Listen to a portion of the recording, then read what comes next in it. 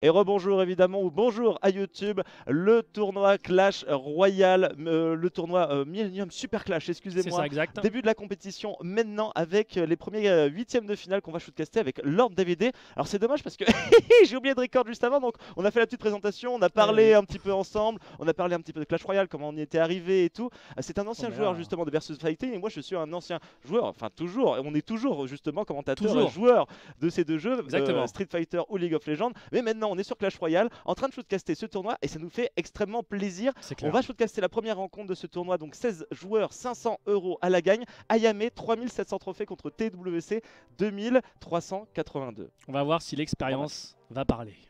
Allez, on est parti, c'est un BO3. Est-ce que tu peux nous expliquer qu'est-ce que c'est un BO3? Alors un BO3, parce qu'il m'a un peu trollé tout à l'heure, BO3 c'est un peu dans le langage PC et dans le langage versus, c'est plutôt des FT, des first two. Donc là, BO3, évidemment, c'est les premiers arrivés à 2. Et chez nous, entre guillemets, c'est FT2, donc premier arrivé à 2. Exactement, c'est le meilleur des 3 matchs. Voilà, BO3, le meilleur des 3 matchs. On est parti pour la première rencontre, TWC contre Ayame. On a une ouverture avec un petit canon. On réplique avec une pierre tombale du côté de TWC. On a justement, on n'a pas... Chevaucheur à gauche qui va rush directement, mais tu vois, le chevaucheur qui a son but normalement c'est d'attaquer les tours, mais là comme il y a un bâtiment qui est déjà placé sur le board, bah du coup le chevaucheur fonce directement là-dessus. On a quand même posé la foudre pour faire un peu de dégâts, on est passé à 2037 PV pour TWC. Est-ce que c'était vraiment worse au final de faire ça? Parce que j'ai l'impression qu'on a un tout petit élixir advantage du côté de TWC, on a plus le canon et on a toujours la pierre tombale alors qu'on est au même nombre d'élixirs. On peut faire un petit truc du côté de TWC, on va avoir un peu plus de pop justement sur la lane à droite puisqu'on est en train d'écho là actuellement. Oui mais du coup regarde le bâtiment je sais plus le nom exactement, mais le bâtiment de squelette ne sert pas vraiment à grand chose puisqu'il va se faire DPS, sauf à la fin quand il va exploser. Mais honnêtement ça se fait one shot, regarde un petit peu, ça va être très simple. On n'aurait pas pu essayer de combo justement, un petit combo évidemment avec d'autres unités. Alors on ne fait rien du côté de TWC pendant très longtemps. Il attend. C'est un petit peu bizarre. Je pense qu'il attend qu'Ayame pose quelque chose. Regarde, il pose le chevaucheur de cochon et là on va avoir je pense qu'on va avoir soit un gel, soit un PK. Voilà, un gel directement, l'archer légendaire évidemment qui touche la tourelle hors de portée de celle-ci. On a répliqué avec un petit mousquetaire, le chevalier pour dépeupler les deux unités. On a de la pop sur la lane à gauche, mais est-ce qu'on va pouvoir véritablement en faire quelque chose?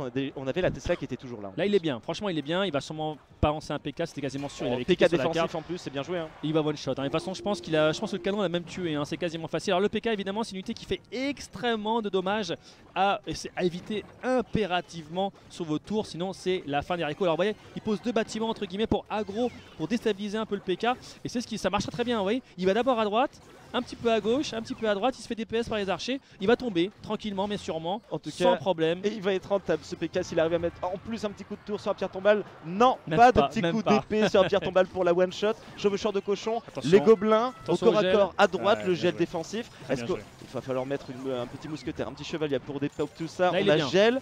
De l'autre côté, du côté d'Ayame, ça c'était très bien joué. De sa part, on va pouvoir mettre du DPS sur la tourelle, deux petits coups de marteau, un seul. Au final, on a bien réussi à récupérer la lane à droite, mais par contre, on avait des élixirs et archer légendaire avec le mecha. Deux PK sur le terrain. Le rouge va être encore une fois aggro par la Tesla et les archers qui vont DPS classique. Il n'y a pas trop de problème. Le PK bleu va mourir, le rouge aussi. Le bleu va se faire tuer son nom par l'archer. Il va se faire gratter la double attaque lors DVD. Il y en a à gauche, le gel sur deux gobelins plus le chevaucheur de cochon. J'ai l'impression que c'est un petit peu trop du côté TWC actuellement. Ça gère. On est en train de gagner véritablement l'Elixir Advantage. Vraiment, ça gère pas. Le DPS sur les tourelles. Ça va aller, on va avoir 2 minutes supplémentaires parce qu'on ne vous l'a pas dit, mais ce n'est pas 60 secondes comme dans les ranked, c'est 2 minutes justement qui sont allouées dans les matchs amicaux justement durant les compétitions. C'est 3 minutes, excusez-moi, 3 minutes. C'est 3 minutes, exactement. Donc c'est même moi un petit peu fake. Ouais, c'est ça, c'est pas grave, c'est le premier jeu de case. C'est le premier. C'est direct, monsieur Ledge. Archer légendaire, PK contre PK justement qui vient d'être mis du côté de TWC. Chevaucheur de cochon, il va le finir. Il y a deux gels. Il y a un gel offensif, un gel défensif qui peut partir. C'est terminé. Directement, gel offensif. C'est terminé. Gel défensif. L'archer légendaire. Est-ce qu'on va pouvoir beat le chevaucheur de cochon? On n'a rien mis du côté de TWC. Il va mourir. Il va mourir. Oh non, c'est bon. On arrive à s'en sortir pour le moment. Mais ça va être compliqué de faire quelque chose. La contre-attaque. Est-ce qu'on va pouvoir faire quelque chose? Le sorcier, est-ce que c'était bien mis? Est-ce que le chevalier, le all-in? C'est le all-in du côté de TWC. Là on est bien. Il a 2192 PV. Il est tranquille. Le canon va faire son effet. Le PK va tout aggro. Il n'y a pas de problème. L'archer légendaire en dessous qui va générer la princesse. Et c'est terminé le soir de foudre. Et même le petit foudre. Le petit foudre à la fin pour l'arnaquer. Voilà. 1-0 pour Ayame. Donc les 3700 trophées. Il les mérite, mais TWC quand même, il est là. il répond présent. C'était pas un véritable stomp. On a été jusqu'à la mort subite. Non, attention, ça bug pas, Et je pense honnêtement. Gros deck du côté de notre cher Ayame. Le gel, l'archer. Alors attendez, je vais revenir sur le deck rapidement. Le gel, l'archer légendaire, la Tesla, le canon, la foudre, le gobelin au corps à corps, le chevaucheur de cochon et le petit PK. C'est vrai que ça fait quand même un très bon deck homogène, tout ce qui nous a sorti là. Je pense oui. Franchement, oui. Il n'a pas réussi à se faire attaquer. Il a bien réussi à défendre à chaque fois justement les incursions de TWC. J'ai l'impression qu'il n'avait pas de solution. Tu regardes bien, en gros, il a le canon pour défendre, pour capter l'aggro des grosses unités, comme le PK, on l'a vu, ça coûte 3 de mana, ça coûte quasiment rien. Un PK coûte 7. Le PK descend tranquillement. Le canon va être posé sur la map, sur le board pour pouvoir un peu gérer. Il va se faire tuer par évidemment les DPS des tours et autres. Et puis il a le sort de gel, de foudre pour un petit peu déranger, pour foutre un peu le bazar. Et du coup, ça a fonctionné. Il a détruit la tour en haut, juste par la foudre.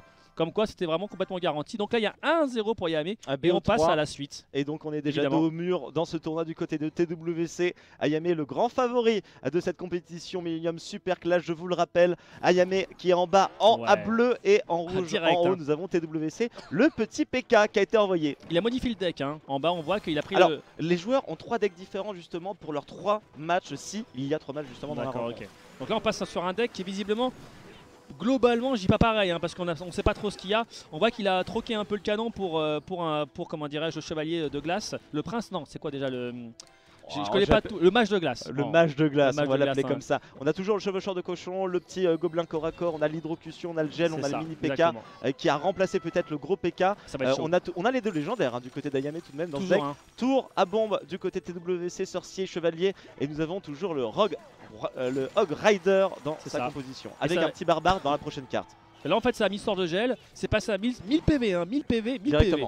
Franchement on peut dire une chose, c'est qu'en l'espace de moins de 20 secondes il a réussi à affaiblir largement la défense. Voilà évidemment les gobelins vont mourir tranquillement sur 2 coups d'archer. Et on a plus d'élixir du côté d'Ayame, regarde maintenant alors qu'on a réussi à mettre 1000 HP en moins justement à la tourelle à gauche. Vraiment gros avantage. Le combo chevaucheur de cochon plus gel est vraiment pour moi extrêmement important. C'est facile, dès que ça pose.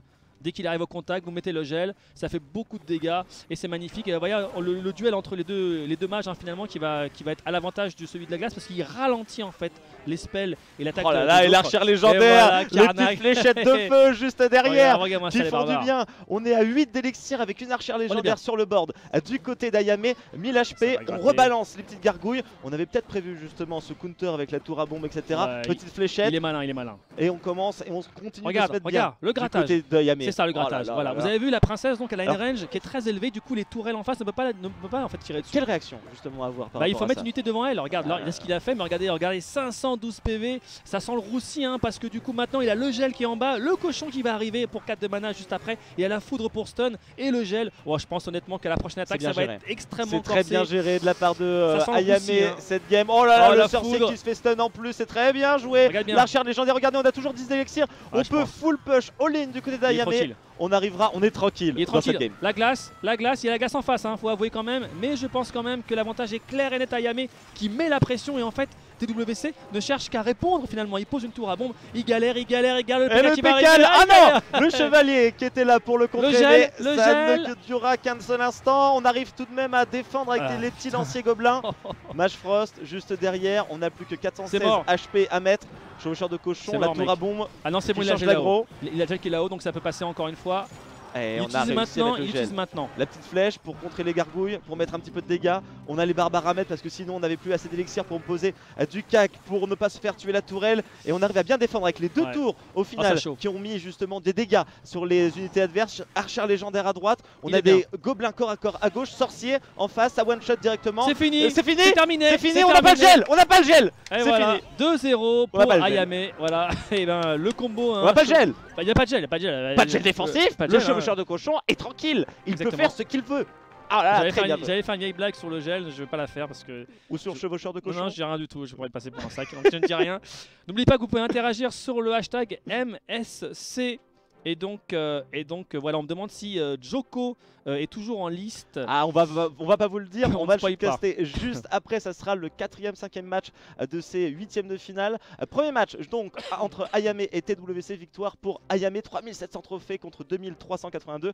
C'était une victoire claire et nette au final, un stomp, on peut le dire. En gros c'est simple, sans vouloir démériter pour TWC, faut avouer quand même que sa phase d'attaque était toujours bien enregistrée, bien orchestrée. Un cochon, du gel, un perso légendaire quand même a beaucoup aidé. Hein. C'est vrai qu'il l'avait pas TWC, ça a été malheureusement la carte Il a qui lui peut-être manque. pas choisi justement aussi de le mettre dans son deck. Peut-être Peut-être. qu'il n'était pas à 2349. Honnêtement, la princesse quand même, de sa range, elle est quand même extrêmement violente. Par contre, tu lui mets un coup de flèche, c'est fini quoi. Donc je crois qu'elle coûte 3 de mana, hein. 3 ou 4. 3 de mana. 3 de mana. De la petite princesse. C'est ça. Messieurs, dames, fin de ce quart de finale, de ce premier huitième de finale. On va enchaîner avec le deuxième. Sedox contre Mime Master.